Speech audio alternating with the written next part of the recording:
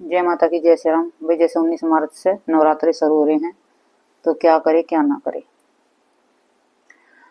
सरस्वती के बारे में, साधना के बारे में सब चीज बताती हूँ इसी वीडियो में।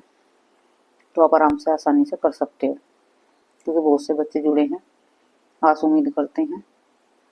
तो ये वीडियो इसलिए उनके लिए बना रही हूँ। जैसे कि नवरात्रि में बहुत से बच्चे क्या कहते हैं कि माँ जैसे कि हमें साधना करनी है, एक मंत्र तो सिद्ध हुआ नहीं है, 4 दिन मंत्र जपानी है, दूसरे की साधना करने की मतलब बेचैनी लग जाती है। उससे क्या होता है, वो एक मन तुम्हारा एक जगह नहीं टिका हुआ है, एक शक्ति पे विश्वास नहीं है, इधर उधर दौड़ते हो, वो ना इधर के रहते हो ना उधर के रहते हो। जो हम कर चुके हैं, जो अपना अनुभव है, जो हमें मिला है, उस हिसाब से मैं तुम्हें बताऊंगी। कोई भटकाव नहीं दूंगी, ना ही कोई गलत बातें बताऊंगी वीडियो में।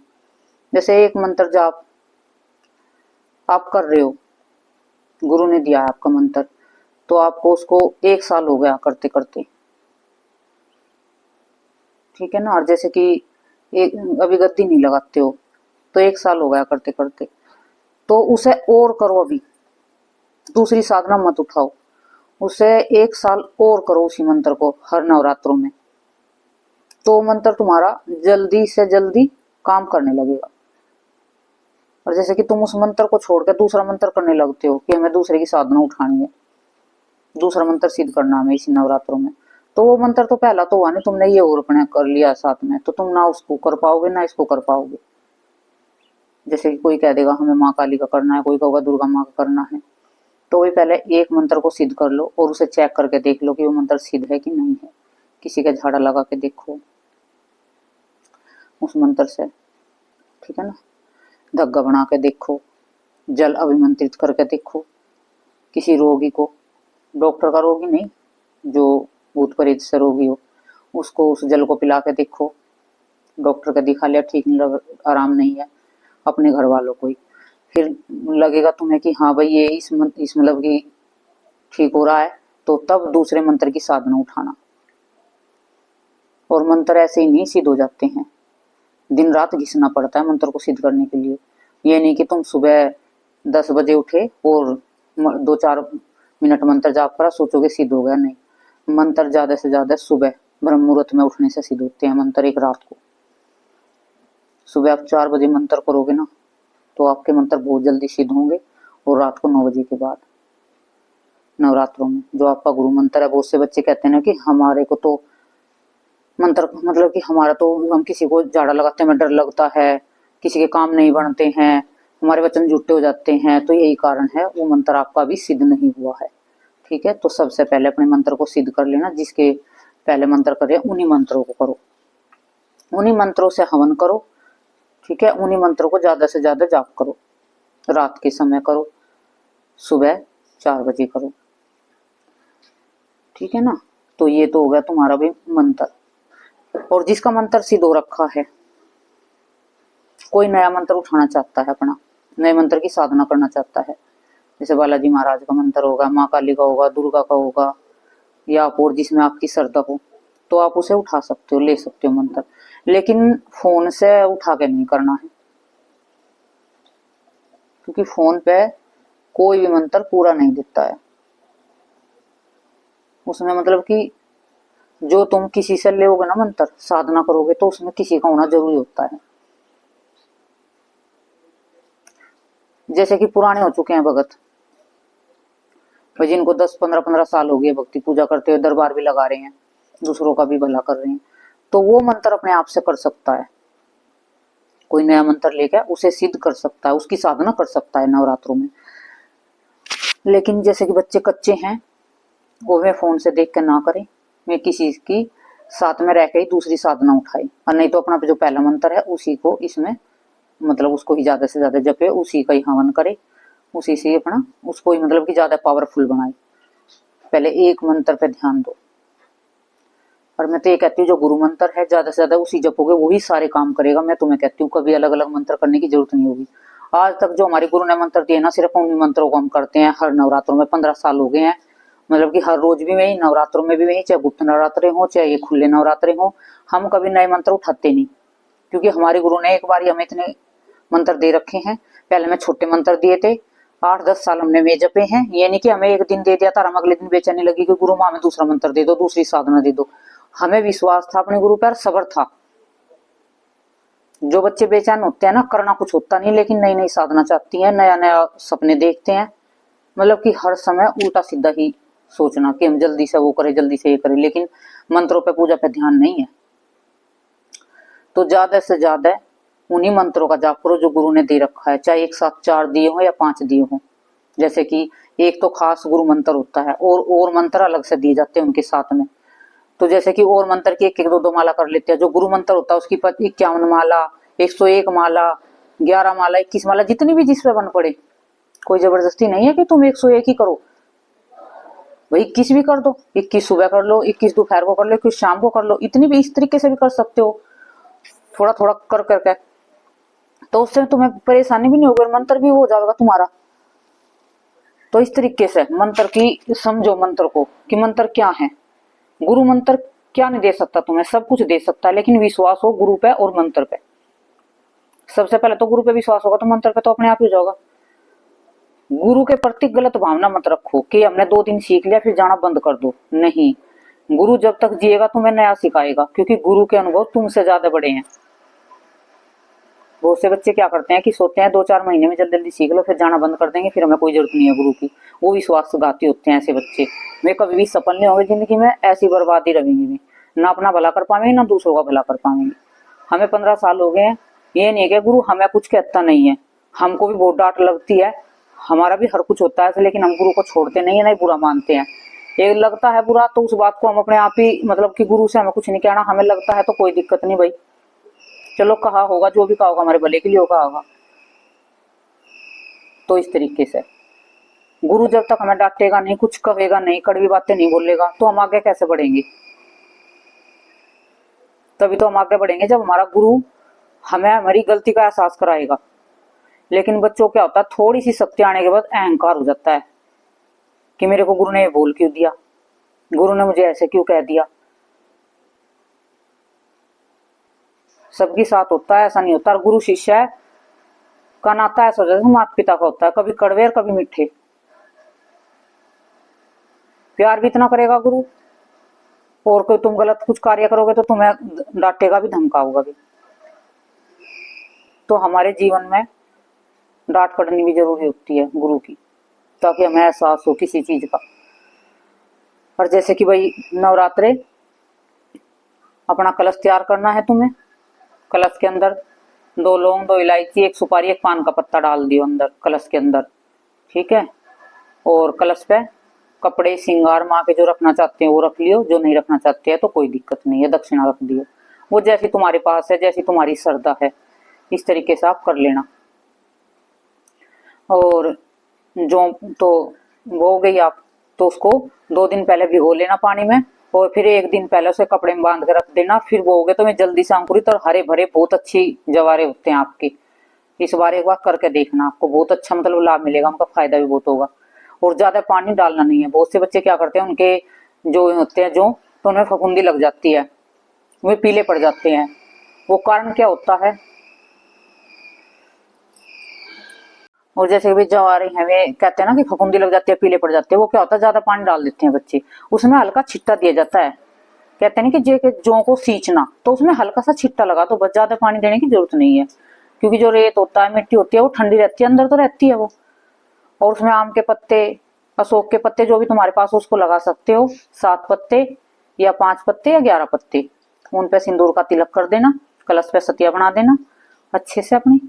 और बालाजी तो वैसे कि नवरात्रे तो चलते हैं, बालाजी साथ में चलते ही हैं, और भैरव बाबा भी मतलब कि चलते ही हैं माता के साथ में। तो आप इनका भी सबका भोग लगा सकते हैं जो लगाना चाहते हो तो, और माई का भी लगाइयो। और अरदास अपनी जो भी जैसी इच्छा तुम्हें लगा लियो, अपनी संकल्प लेना कि माँ हम नवरात्रे करेंगे, हमें कोई भी ना आए, हमारे कोई परेशानी ना बने, और जिसकी भी आप जो भी कहना चाहते हो माँ से, वो आपकी इच्छा है। तो उस तरीके से संकल्प ले लेना। आप इतने मंत्र जाप करेंगे, हम सरस्वती की बुक पढ़ेंगे।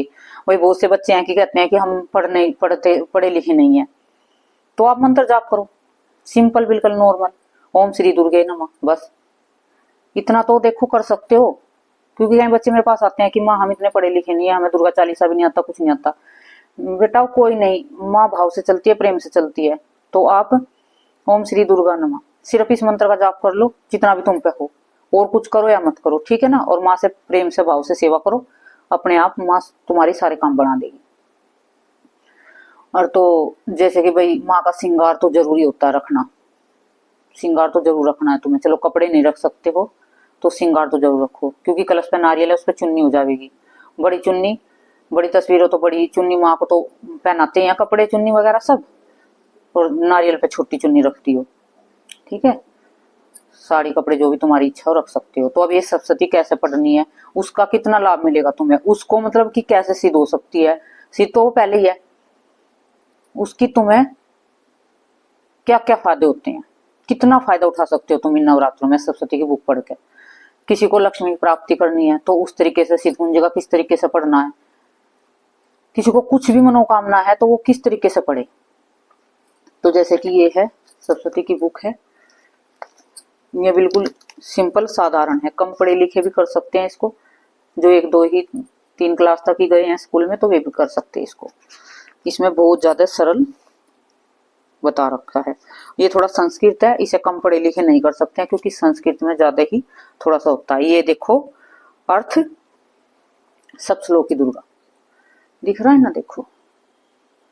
तो ये तुम्हें पहले ये करना है, ये पहले मैं छोटे में बता रही हूँ तुम्हें। सबसे पहले ये करना है, गणेशाय नमः बोल के अपनी जो भी पूजा पाठ है जो तुम्हें कर लेनी है, जो भी तुमने करना है, फिर ये सबसे पहले गणेशाय नमः, ठीक है, और ये फिर शुरू करना है तुम्हें, ठीक है।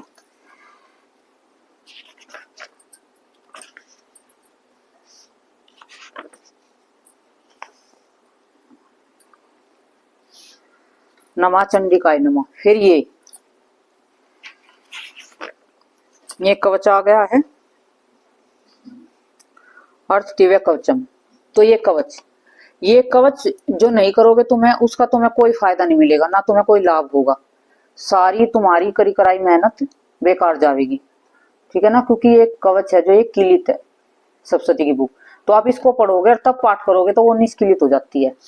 फिर ये पाठ करना है तुम्हें, मतलब ये कवच जो ज्यादा पूरी नहीं पढ़ सकते उनके लिए बता रखी हुई हूँ।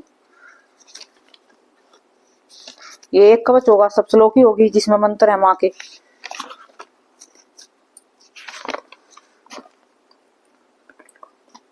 ये दूसरा कवच है, अर्थ कीलकम स्त्रोतम। ये देखो ये फिर ये पढ़ना है। ये 3 कवच हैं तो इनको आप पढ़ोगे।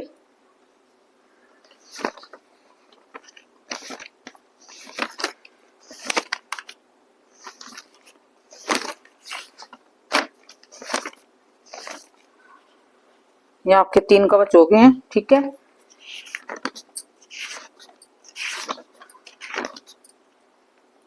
ये दूसरा कवच था बीच में वो पन्ना उसमें मतलब बंद होकर चले गया था, 2 तो मैंने बता दिया, तीसरा बीच में था ये अर्थ अर्गला स्त्रोतम। तो ये तीनों पढ़ लेने हैं। पहला जो सप्तश्लोकी है वो पढ़ लेना है, फिर लास्ट में जो पूरी बुक नहीं पढ़ सकते हैं उसका भी तुम्हें इतना ही लाभ मिलेगा जितना पूरी बुक पढ़ के मिलता है। ये सिद्ध कुंजी का है, लास्ट में इसको पढ़ लेना, ठीक है। इसमें समायाचना, फिर इसको समायाचना को कर लेना।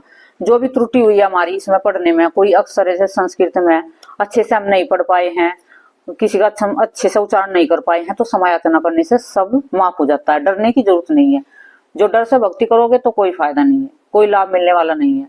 जो भी करना है निडर होकर करना है, बेझिझक होकर करना है।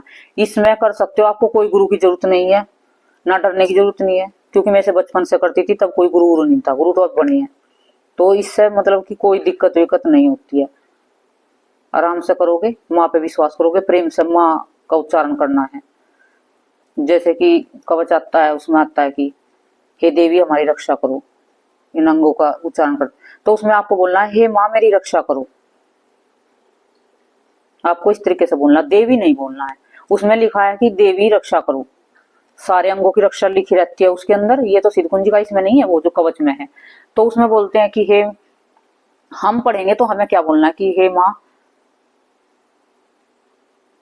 हर चीज जो कि उसमें लिखा रहता है, जैसे हमारे दांत की रक्षा करो, हमारी आंखों की रक्षा करो, हमारे हाथ की रक्षा करो, हमारे पैरों की उंगलियों की रक्षा करो, तो देवी लिखा रहता है उसमें। देवी नहीं बोलना, आपको माँ बोलना है। देवी बोलोगे तो भाव बदल जाएगा, माँ बोलोगे तो माँ से ममतामयी हो जाती है माँ। कोई गलती से बोलोगे, शब्द भी निकल गया तो माँ क्षमा कर देती है। देवी बोलोगे तो थोड़ा सा अलग हो जाएगा। माँ बोल के आपको पढ़ना है। तो जैसे कि भाई पूरी नहीं पढ़ सकते उनके लिए तो ये बताया मैंने, जो पूरी कर सकते हैं, जो पूरी कर सकते हैं तो वे अपना पहले सब श्लोक ही पढ़े, फिर कवच पढ़े और फिर अपने अध्याय पढ़े। अध्याय समय के अनुसार, दिन के अनुसार आप पढ़ सकते हो, कोई दिक्कत नहीं है। पहले दिन पहले ही करना है, दूसरे दिन एक दो, दूसरा और तीसरा करना, इस तरीके से आपको कर लेने हैं, ठीक है ना। और फिर आपको इसको 3 टाइम भी पढ़ सकते हो, जो आपको ज्यादा से ज्यादा शक्ति चाहिए माँ की। इसके अंदर सब कुछ है, सब कुछ है इसके अंदर। आप मंत्र जाप करो या ना करो, आप इसको पूरी पढ़ लो 3 टाइम, आपको वही मिलेगा जो मंत्र करने से मिलता है। मैं आपसे बिल्कुल सच बोल रही हूँ, क्योंकि मैं इसको ही पढ़ती थी बचपन से। मंत्र जाप कुछ नहीं करती थी, तब थोड़ा ना मंत्रों का इतना ज्ञान था, लेकिन इसको मैं जरूर पढ़ती थी।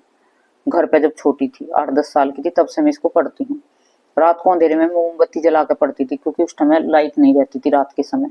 हरियाणा से हैं तो उस तरफ लाइट का बहुत ज्यादा मतलब की कट रहती थी, मतलब आती नहीं थी, बहुत कम आती थी, कहने का मतलब ये है। तो रात को जब मैं इसको पढ़ती थी तो मैं मोमबत्ती जला के तब पढ़ती थी। तो आप इसको सुबह और दोपहर और शाम को 3 टाइम उसको पढ़ सकते हो आप, इसमें कोई दिक्कत नहीं है। जैसे कि बहुत से बच्चे कहेंगे कि माँ जैसे हम 3 टाइम पढ़े तो कवच तीनों बार पढ़ना है, नहीं, कवच सुबह कर लेना आपको, फिर आप इसको ऐसे पढ़ सकते हैं। कवच पढ़ोगे तो और भी अच्छा लगेगा, वो और ज्यादा आपको, क्योंकि उसमें क्या होगा, आपको कोई बीमारी हारी लगी हुई है, कोई दिक्कत है, बड़ी बीमारी है, तो उसमें और वो आपकी बीमारी को भी थोड़ा सा राहत मिलेगी, क्योंकि बड़ी से बड़ी बीमारी को ठीक करने में सक्षम है ये सप्तशती में जो कवच है, ठीक है ना। जैसे कि उसमें सब लिखा रहता कि माँ कालरात्रि, मतलब देवी लिखा था, माँ कालरात्रि हमारी आंतों की रक्षा करे, मुक्तवेश्वरी माँ पद की रक्षा करे। तो इस तरीके से उसमें हर चीजों का लिखा रहता है। कामाख्या माँ ठोड़ी की रक्षा करे, मंगलामुखी मेरी जंघाओं की रक्षा करे, इस तरीके से लिखा रहता है। तो आप कवच पढ़ोगे तो आपको कहीं दिक्कत है, पेट में दिक्कत है, कहीं भी दिक्कत है, उसमें आपके हाथ पैरों में दर्द है, तो उसमें राहत मिलती है। आप कवच 3 टाइम भी करोगे तो मैं आपको कहती हूँ बहुत फायदा मिलेगा, बहुत लाभ मिलेगा। तो ये आपको सप्तशती का हो गया है। जैसे कि ये आपको सिद्ध कुंजी का पढ़ना है, तो आपको लक्ष्मी की प्राप्ति के लिए पढ़ना है, तो आपको ये 21 बार सुबह और 21 बार शाम को पढ़ना है। वो कैसे पढ़ना है लक्ष्मी प्राप्ति के लिए? तो आपको शुरुआत में 3 बार, वो 21 बार श्रीम श्रीम श्रीम बोल के फिर ये सिद्ध कुंजी का कर लेना आप। फिर पढ़ने के बाद 21 बार इसको फिर श्रीम श्रीम 21 बार फिर बोल देना, या फिर 11 सुबह 11 शाम को, इस तरीके से भी कर लो, कोई दिक्कत नहीं है। 3-3 बार भी कर सकते हो, फिर भी कोई दिक्कत नहीं है। कोई 3 बार, 1 बार भी कर सकते हो, 1 बार सुबह 1 बार शाम को, तो आप जितना भी चाहो इसको कर सकते हो, ठीक है। पहली बार जो बच्चे कर रहे हैं सिद्ध कुंजिका में थोड़े बहुत ज्यादा हैवी मंत्र हैं, तो मैं थोड़ा संभल के करे, ज्यादा ना करे। एक सुबह पाठ करे, एक शाम को करे, ज्यादा मतलब कि उसकी ऊर्जा आप झेल नहीं पाओगे। गुरु साथ में है तो चाहे जितनी बार इच्छा हो इतनी बार ही करो, कोई डर नहीं है। रात को करो, दिन करो, सुबह करो, कोई परेशानी नहीं। लेकिन देखो जो शुरुआत में बच्चे कर रहे हैं, गुरु नहीं है, तो कभी बाद में उनको नुकसान बने। किसी को पेट में गर्मी बन जाएगी, दस्त लग जाएंगे, लूज मोशन कहते हो, मैं तो सीधी भाषा में बोल देती हूँ, दस्त लग जाएंगे। और पेट में हल्का हल्का मरोड़ सी दर्द सा होने लगेगा, चिड़चिड़ापन भी होगा ज्यादा कर दोगे तो, ठीक है। तो जो बच्चे नए हैं वे 1-1 बार कर सकते हैं, कोई दिक्कत नहीं है। और जिसको माँ काली की कृपा ज्यादा जल्दी से जल्दी पानी है, माँ को काली को खुश करना है, तो आप सबसे पहले 21 बार क्लीम क्लीम क्लीम 21 बार बोल देना है। फिर ये कवच कर लेना है सिद्ध कुंजी का। सिद्ध कुंजी का जितनी बार करो, गुरु है तो, फिर उसके बाद फिर क्लीम क्लीम 21 बार फिर बोल देना। तो उसका तुम्हें बहुत ज्यादा जल्दी तुम्हारे मंत्र सिद्ध हो जाएंगे, और जल्दी से माँ तुम पे बहुत प्रसन्न हो जाएगी। दुर्गा माँ का करना चाहते हो तो आप दुम दुम दुम 21 बार करके फिर बीच में एक कर लेना, फिर लास्ट में फिर दुम दुम बोल लेना, ठीक है ना। तो इस तरीके से आप इसको पढ़ लेना। व्रत करोगे, हो सके तो कोशिश करो कि जमीन पे लेटने की। अब तो ठंडी भी नहीं है, चद्दर वद्दर डाल लो। देखो गर्मी में हम लेटते हैं, मैं कोई गद्दा वद्दा नहीं डालते, हम तो ऐसी चद्दर डाल के लेट जाते हैं। 9 दिन लेटना है, कष्ट देंगे शरीर को तभी तो कुछ मिलेगा। हम आराम ही करेंगे, गद्दा डालेंगे वो डालेंगे, हम इतना आराम देंगे शरीर को तो थोड़ी सी मेहनत भी तो करनी जरूरी है ना, कष्ट भी तो देना जरूरी है। हम ज्यादा नहीं कर सकते तो थोड़ा तो कर सकते हैं। जैसे कि साधु महात्मा ऋषि मुनि जन ये सब थे, ये जंगलों में कैसे बैठते थे ठंडियों में गर्मियों में, तो ये तो इतना कष्ट देते हैं शरीर को, तो चलो हम थोड़ा तो दे सकते हैं। 9 दिन के अंदर घर रह के तो जमीन पे चद्दर डाल के आप लेट सकते हो। खाली जमीन पे तो लेटना नहीं है, चद्दर वद्दर डाल लो। अब क्योंकि अब इतनी ठंडी नहीं है, गद्दे वद्दे डालने की जरूरत नहीं है, साफ सुथरी अपनी चद्दर धुली हुई डाल सकते हो आप। और जैसे कि सबको ये तो पता ही है छोटी छोटी बातों का, भाई बाल नहीं काटना, जैसे लेडीज आईब्रो बनवा लेती है ये वाली, तो उनको ये बनवानी नहीं चाहिए, बचना चाहिए इनसे, कि अपने एक भी शरीर से रोमा निकालना नहीं चाहिए। क्योंकि उस समय हम जब मंत्र जाप करते हैं, हमारे हर एक रोम, जो भी रोम होती है हमारे शरीर में, उसमें हर एक रोम में ऊर्जा होती है। तो नवरात्रों के समय इसीलिए बाल नहीं कटाते हैं, इसीलिए ऐसा कोई नहीं क्यों नहीं कटाते, ये कारण क्या है कि जो जिस समय हम साधना करते हैं उस समय अपने शरीर को साधते हैं हम। साधना का मतलब है शरीर को साधना, ये साधना कोई अलग चीज नहीं है। हमें अपने जो हमारे अंदर बुराई है उनको मिटाना है और अपने जो इंद्रियों पर कंट्रोल पाना। कोई हमें इच्छा का त्याग करना है, जैसे कि बहुत से बच्चे हैं कि हम ब्रुश नहीं करेंगे 9 दिन तक, बहुत से बच्चे हैं कि हम चप्पल नहीं पहनेंगे, बहुत से बच्चे हैं कि हम सुबह शाम 2-2 घंटे मौन रहेंगे। तो हर किसी का अलग अलग संकल्प लेते हैं बहुत से बच्चे। कोई पैदल चल के माँ के धाम पे जाते हैं दिया लेके, कोई कुछ करता है, कोई कुछ करता है, तो भाई सबकी अपनी अपनी है, ठीक है ना। और खाने पीने में बच्चे नवरात्रों में क्या खाएं क्या नहीं पे, अरे हर दिन तो खाते ही हैं, पूरी साल खाते हैं, तो नवरात्रों में क्या बुझना क्या खाए क्या ना खाए, जो मिल जाए थोड़ा बहुत फल फ्रूट चाय पानी, बस अपना खाने पे क्या ध्यान देना, अपनी पूजा पाठ पे ध्यान दो। खाते तो रोज है, बड़ी बड़ी नई नई चाट पत्ते बताएंगे कि ये कचौरी बनाओ कुट्टू की, ये वो बनाओ ये वो बनाओ, कुछ नहीं है। 9 दिन अपने ऐसे ही काट लो हल्का फुल्का आहार लेके। जो आपको कुछ पाना है तो कुछ पाना है तो कुछ खोना जरूर होगा। ये नहीं कि तुम मौज मस्ती करोगे, खाओगे पियोगे सब ऐस करोगे तो कुछ मिलेगा, नहीं, तुम्हें कुछ तो त्याग करना पड़ेगा अपनी इच्छाओं का। भाई जैसे कि तुम सुबह चाय पानी ले सकते हो, दोपहर को चाय ले सकते हो, ज्यादा खाना मत खाया करो भारी। सुबह भी खा लेते हैं बहुत से बच्चे, शाम को भी खाते हैं, दोपहर को भी खाते हैं, फिर कहते हैं मैं तो कुछ खाया ही नहीं है। इतना कुछ खा के भी कम से कम खाया करो। पहले और पिछले नवरात्रों में तो कुछ भारी सामान लेते ही ना है, ना नमक का लेते। देखो और कोई लेता होगा, हम तो लेते नहीं है, हम तो चाय पानी भी रहते हैं पहले और पिछले में तो। क्योंकि सप्तमी का तो होता है, जैसे अष्टमी में व्रत खुलता है, अष्टमी लगती है हमारा, तो अष्टमी में हम व्रत नहीं खोलते हैं, लेकिन अष्टमी तो करते हैं ना, तो सप्तमी का व्रत हम मीठे पक रखते हैं और पहले जो शुरुआत का व्रत, क्योंकि सप्तमी का माँ का है, ज्यादातर माँ काली को नमकीन पसंद नहीं है तो उनके मीठे के व्रत होते हैं।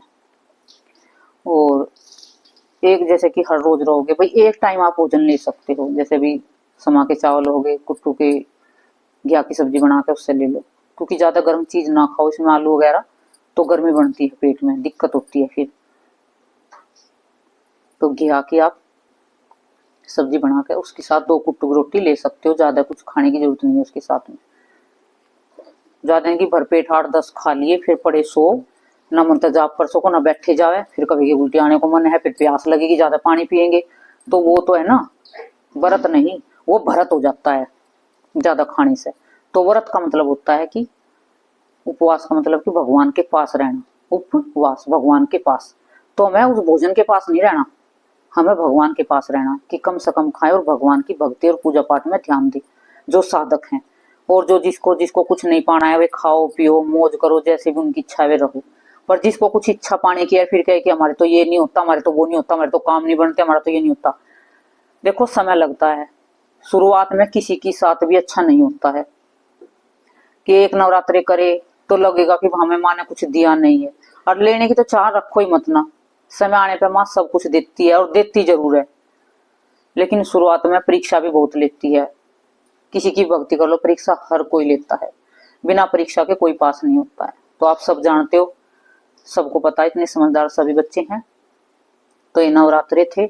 आप जो भी इसमें करना चाहते हो, मंत्र जाप उठाना चाहते हो, अपने गुरु से नया मंत्र ले सकते हो, जो पुराने मंत्र को कई कई साल हो गए, यानी कि 4 दिन मंत्र करा और गुरु से बोल दो कि मैं दूसरा मंत्र करना है, ऐसा नहीं है। जो मंत्र आपको गुरु ने दे रखे उनको 5-6 साल पहले पकाओ, उन मंत्रों को खूब जपो, उनको खूब जपो, जितना तुम पे जपे जाए। नवरात्रों में जपो, नवरात्रों में ज्यादा फल मिलता है, ग्रहण में, अमावस्या पे, पूर्णिमा पे, इस तरीके से। तो उन मंत्रों को जल्दी से जल्दी तुम्हारे सिद्ध हो जाते हैं जितना तुम उन पे ध्यान दोगे। अब नवरात्रों में जैसे कि तुम्हारे गुरु मंत्र है, उनसे ही एक गुरु मंत्र है, उससे एक माला से रोज हवन करो, रोज हवन करो, ठीक है ना। और जैसे कि अष्टमी आती है, अब अष्टमी आवेगी, जिन बच्चों का अष्टमी नहीं लगती है, सुबह अष्टमी की कढ़ाई नहीं उठती है, और जिनके साथ गुरु है, वे एक शाम के समय हवन कर सकते हैं। उससे माँ दुर्गा इतनी प्रसन्न होगी, इतनी जल्दी फल देगी तुम्हें, बहुत जल्दी। उसमें क्या करना है तुम्हें, जो अठावड़ी होती है ना, जिसको अठावड़ी बोलते हैं, वे देसी घी में उतरती हैं, और वे उसकी बनती हैं चीनी की या बूरा की, गुड़ की नहीं बनती है वे। तो 108 अठावड़ी बना के वे तुमने, गुलगुले जिसे कहते हैं, और उससे माँ दुर्गा का मंत्र, बीज मंत्र बोल के उसकी आहुति दे देना तुम शाम के समय जब पूजा करोगे। तो तब देखना माँ की तुम्हें कितनी जल्दी कृपा मिलेगी। जो बच्चे करना चाहते हैं, तो जिनको अष्टमी की सुबह कढ़ाई नहीं होती है, सिर्फ में ही कर सकते हैं, क्योंकि ना तो उनको तो अष्टमी सुबह लग जाती है, उसमें अठावड़ी उतरती है, सुबह लग जाएगा भोग। तो इस तरीके से जिसको अष्टमी नहीं पूजती है सुबह, वे शाम को एक हवन कर सकते हैं इससे। और जैसे गुलगुले 108 रहेंगे ना तुम्हारे, छोटे छोटे बना लेना, घी में भिगोना और माँ का दुर्गा का बीज मंत्र बोलना और डाल देना उसमें, इस तरीके से। और जैसे कि भाई माता रानी है, भोले बाबा हैं, जैसे कि भोले बाबा की नवरात्रों में एक माला बच्चों को जरूर करनी है, ओम नमः शिवाय की। जैसे माँ का, कोई माँ काली का मंत्र करते हैं, या फिर माँ दुर्गा का करते हैं, या हनुमान जी का करते हैं, क्योंकि हनुमान जी तो उन्हीं के रूप हैं भोले बाबा के। तो एक भोले बाबा की माला जरूर करनी है बच्चों को नवरात्रों में। जो बच्चे नहीं करते हैं, जो करते हैं तो उनके लिए तो ठीक है, जो नहीं करते हैं उनको लेकिन भोले बाबा की पहले करनी है, तभी माँ प्रसन्न होगी जब भोले बाबा को आप मनाओगे। और जैसे कि भी नवरात्रों में जो लेडीज हैं अच्छे से अपना मेकअप करके, अच्छे से श्रृंगार करके रहे, क्योंकि माँ का रूप होती हैं माताएं बहनें सब हम, तो अच्छे से अपना श्रृंगार करके रहे नवरात्रों में। अच्छे अच्छे अपने, किसी के पास अच्छे हैं भाई, है खूब पैसे हैं, सब कुछ है, तो अच्छे अच्छे वस्त्र धारण करे, अलग अलग रंग के अच्छे अच्छे।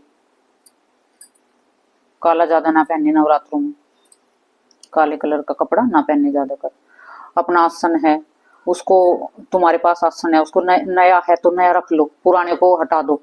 फिर कहेंगे कि पुराने का क्या करें, जो तुम्हारे बच्चे हैं घर में, तो ये मंत्र जाप उस पर बैठ कर बच्चे कर सकते हैं, बच्चों को दे दो, लेकिन बाहर वालों को नहीं देना। वो आसन पुराना आसन होता है, क्योंकि तुम्हारे बच्चों की भी सुरक्षा बढ़ने लगेगी धीरे धीरे। वे उस पर बैठ कर मंत्र जाप करेंगे, थोड़ा थोड़ा 5-5 मिनट भी बच्चे करेंगे, बच्चों को लगाया करो भक्ति में, ताकि वो जो गद्दी वालों के लिए है, ताकि जो आगे तुम्हारे आने वाले, तुम्हारे हमारे जाने के बाद जैसे बच्चे संभालते हैं, तो उनको भी थोड़ा ज्ञान हो जाए। तो ये जो पुराने आसन होते हैं ना आपके, तो 6 महीने में तो आसन बदल ले तो अच्छा है।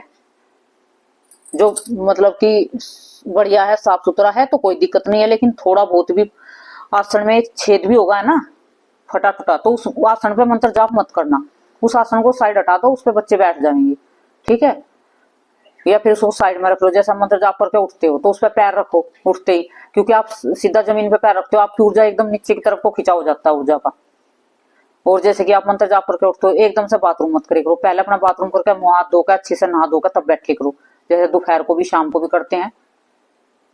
तो जैसे बच्चे कहते हैं कि माँ हम क्या सारे दिन हम नहा नहीं सकते, हमारे को दिक्कत होती है शरीर में, जैसा सुबह नहा लेते हैं, तो आप क्या करो, जैसे कि तुलसी मैया तुम्हारे घर पे है, उसकी जरा सी मिट्टी का आपने यहाँ पे तिलक कर लो और यहाँ पे तिलक कर लो, उससे स्नान हो जाता है, हमारा शुद्ध हो जाता है शरीर मुंह हाथ धोकर, ठीक है। फिर आपको बार बार स्नान करने की जरूरत नहीं होगी। वैसे बहुत से बच्चे नहीं कर सकते, जो कर सकते हैं वो 2-3 बार जितनी इच्छा तुम्हारे कर सकते हैं, सुबह दोपहर शाम तक, ठीक है। तो तीनों टाइम नहाओगे तो कपड़े वे दोबारा नहीं पहनने, चेंज करने हैं आपको, ठीक है। और नहीं तो फिर अपने मुंह हाथ धो अच्छे से, अपने आधे आधे पैर धो, इतने इतने हाथ धो अपने, और मुंह धोकर अपने पर गंगा जल छिड़क कर, थोड़ा सा तुलसी की मिट्टी लेकर थोड़ा तिलक माथे पे लगा लो, थोड़ा यहाँ लगा लो, तो आपका स्नान हो जाएगा इस तरीके से आपका। और फिर आपको वो आसन है, नया आसन रख लियो, उसमें कोई भी फटे टूटा कुछ भी नहीं होना चाहिए। और जैसे माला है आपकी, तो माला को सब नवरात्रे से पहले, नवरात्रे को एक दिन पहले, उसे अमावस्या पे उसको आप दूध में धो लेना और गंगा जल में, क्योंकि ग्रहण पड़ा था, जिन बच्चों ने नहीं धोई होगी, ग्रहण में थोड़ी सी अशुद्धि आ जाती है, तो उसको माला को आप स्नान करा ले देना गंगा जल डाल के, जल में पहले दूध से और फिर जल में साफ करके उसको रख देना। अपनी झोली वोली सब धोकर रखनी है। मंदिर में अपने कपड़े, माँ के कपड़े चेंज कर देने हैं, जो पुराने हैं आपके उनको उतार कर नए परा देने हैं माँ को। और जो कपड़ा बिछाया मंदिर में उसको भी दूसरा धुला हुआ बिछा लेना है। मंदिर की साफ सफाई अमावस्या कर लेना या 2 दिन 3 दिन पहले कर लेना, जैसे भी आपको अच्छा लगे। नवरात्रों में फिर सब जगह गंगा जल छिड़क के और अच्छे से, और जैसे कि हवन करोगे उसमें जिसको कोई संकट वगैरह कुछ नहीं है, शक्ति पानी है, उसको ज्यादा कुछ डालने की जरूरत नहीं है, काले तिल या कुछ भी, वो सिर्फ सामगिरी में गूगल मिला सकता है और चीनी और चावल, ये चीज मिला के सिर्फ हवन कर सकता है। और ज्यादा कोई कुछ नहीं कर सकते हो तो आप घी बुरा मिला के उसमें थोड़ा गूगल कूट पीट के मिला लो, और कुछ डालने की जरूरत नहीं है। जैसे आप मंत्र जाप करते हो गुरु मंत्र की, एक माला से हवन करोगे तो ऊर्जा बढ़ाना चाहते हो, हवन करने की जरूरत नहीं है। एक अंगारी लो, उपले की अंगारी, उस पर थोड़ा सा घी डाल दो, फिर उसमें अग्नि उठा लो, क्योंकि धुएं में नहीं डालना। बहुत से बच्चे क्या करते हैं, जैसे उपले पे धुआं होता रहता है उसमें डालते हैं, फिर अग्नि प्रज्वलित करते हैं, वो है ना तुम्हारे को वो कोई फल नहीं मिलेगा उससे, जो धुआं रहेगा। तो आपको क्या करना है, आपको उसमें अग्नि उठा लेनी है, और वो घी बुरा, क्योंकि घी तो अग्नि उठाने का काम करता है, और जो बुरा है और गूगल है वो खुशबू होती है, उसकी मिठास होती है, माँ को उसकी पसंद है, वो उससे मंत्र तुम्हारा अच्छे से चलेगा भी और काम भी करेगा। तो आपको सामग्री ना डालो तो कोई दिक्कत नहीं है। घी बुरा से ही एक माला का हवन कर दो हर रोज, और अपना भोग दे दो माँ को। लौंग बतासे का दे सकते हैं बच्चे, पान पेड़े का भी दे सकते हैं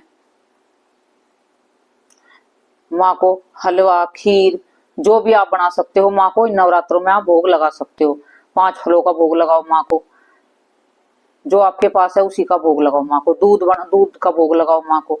इस तरीके से अपने जो भी घर में है सब बाहर से नहीं ला सकते, घर में ही अपने माँ को वो भोग लगाओ। पंचमेव का हर रोज भोग लगाओ माँ, अपने बच्चे कन्या घर में उसको दे दो। फल भी कन्या को दे सकते हो आप, जैसे आपके घर में छोटी कन्या होती है ना, माँ के फलों का भोग लगा के उसको कन्या को दे सकते हो आप।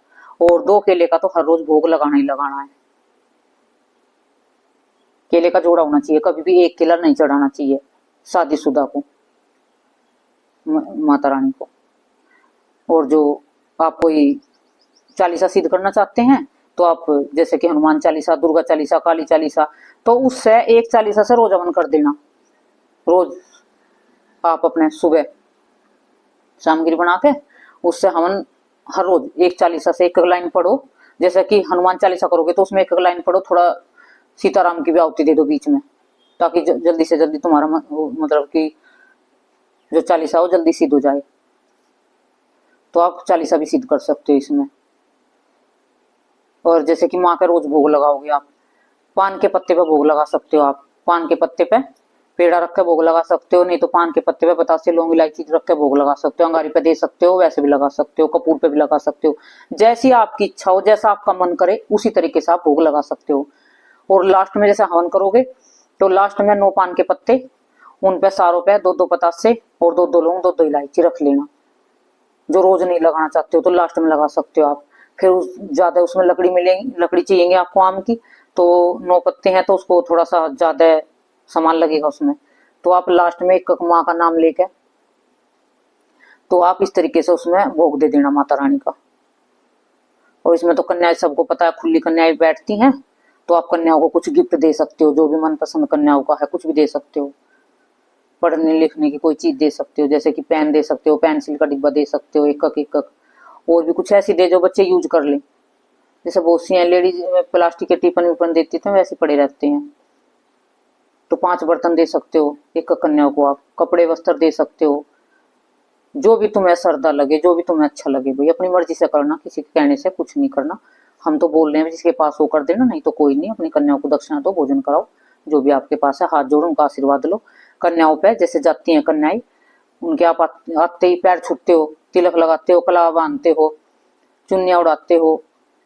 और फिर जब जाती हैं कन्याएं एकदम जैसे निकलती हैं घर से, तो आप जाने से पहले उनके हाथ में थोड़े थोड़े चावल दो। अपने जब उनके पैर छूते हो तो अपने थोड़े से अपने ऊपर चावल डलवाओ, उससे आपके घर में माँ लक्ष्मी की प्राप्ति होगी। और जैसे कि वे कन्याएं जाती हैं, बहुत सी क्या करती हैं, जो कपड़े बिछाते हैं कन्याओं को बिठाने के लिए, उन्हें जल्दी से उठा देती हैं गैली जाती। एक एक घंटे तो उनको रखे रहने दे करो, उसके बाद अपना वहां से उठा कर जब झाड़ू वाड़ू लगाया करो, क्योंकि कन्याएं गई हैं तो उनका थोड़ा सा वहां पे एकदम निकलने के बाद पैर जाते हैं उनके निकल के घर से बच्ची को, क्योंकि वे नौ कन्याएं होती हैं, माँ का ही रूप होती हैं, तो एकदम से झाड़ू ना लगाया करो, ना ही कपड़े उठाया करो। उनके जाने के बाद 1 घंटे बाद उन्हें ऐसे ही रखे रहने दो, तब करे करो। और जैसे हवन करते हैं बच्चे, तो हवन में भी जैसे हवन करके एकदम उठा देते हैं और वहां पे साफ सफाई करते हैं, ऐसे भी करना नहीं चाहिए कभी भी। हवन करने के बाद कम से कम जो तुमने हवन करा जहाँ पे जैसे सामगिरी खिंच जाती है वो हो जाता है, तो उसको 1 घंटे के बाद सफाई करे करो, और वो भी कपड़े से, झाड़ू से नहीं। कपड़ा, एक कपड़ा ले लो, उस कपड़े से साफ करके सारी सामग्री को, जैसे कि जल परवा करते हैं उसके अंदर आप रख दो उसको, ठीक है। वो ऐसे अपन उसमें कबाड़ में नहीं डालनी है। तो इस तरीके छोटी छोटी बातों का ध्यान रखते हुए अपनी पूजा पाठ नवरात्रि कर सकते हैं अच्छे से। और भी कोई आपका मंत्र, कोई नया साधना उठाना चाहते हैं अपने गुरु से पूछ के, जो आपके कई साल हो गए मंत्र करते करते, 2-4 महीने हुए हैं, तो उसमें कोशिश मत करना नया मंत्र करने की। आपको अपने गुरु से, आपको 4 साल 3 साल हो गए मंत्र जाप करते, आप नया मंत्र ले सकते हो, उसकी साधना उठा सकते हो इन नवरात्रों में। हनुमान जी का मंत्र ले सकते हो, माँ दुर्गा, माँ काली, भैरव बाबा का, गोरखनाथ जी का, भोले बाबा का, जिसका भी आप करना चाहते हो, आप जिसकी भी आपकी जिसमें श्रद्धा हो, तो नया मंत्र अपने गुरु से पूछ के 2-4 साल पहले दे रखा, उसके बाद नया भी ले सकते हो, ठीक है। तो भाई अपने अच्छे से नवरात्रि करना। और जैसे कि आपके घर में माँ का त्रिशूल है, अस्त्र शस्त्र रखे हैं, उनका उनका हर रोज आपको तिलक जरूर करना है नवरात्रों में। जैसे कि माँ के अष्टभुजा हैं, उनमें हर एक एक एक अस्त्र है, माँ के तलवार है, धनुष है, और जैसे कि गदा है, वही सबका तिलक करे करो हर रोज, उन सबका तिलक करके। और शेर है जो, उस शेर का भी तिलक करे करो, जो शेर है उसके गले में भी कुछ ना कुछ डाल के रखे करो, माला वगैरह कुछ भी, ठीक है। तो ये थी छोटी सी जानकारी। जय माता की, जय श्री राम सभी बच्चों को। और भाई जैसे कि आप कोई नई तस्वीर या मूर्ति लाना चाहते हो, तो आप इन नवरात्रों में ला सकते हो, बहुत अच्छे, मतलब कि तुम्हारा समय रहेगा, वे 9 दिन पूजा होगी तो वे जागृत हो जाएंगी।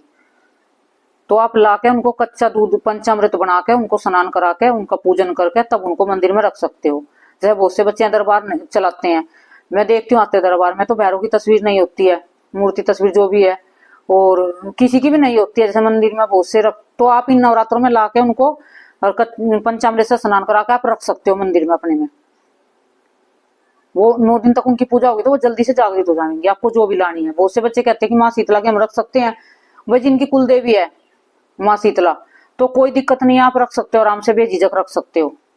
पंचामृत से उनका स्नान करा दो लाके, और फिर उनका अपने अच्छे से पंचोपचार से पूजा करके अपने उनका तिलक धूप दीप अपने बिठा के पहले दिन की माँ हम आपका आह्वान करते हैं, हम आप नवरात्रि में पहले में आपका लेके आए अपने घर पे, और माँ हम हमेशा आपकी पूजा पाठ करते रहेंगे, आप हमारे घर की रक्षा सुरक्षा करना और हमारे घर में सदा के लिए विराजमान हो जाओ, माँ की ऐसे प्रार्थना करके विराजमान कर देना। तो जैसे कि पुरानी छोटी होती है फोटो और नहीं लाते हैं बच्चे, तो वो क्या करे, पुरानी को फेंक के या रखे, देखो जो खंडित हो जाती है उनको जल परवाह कर दो।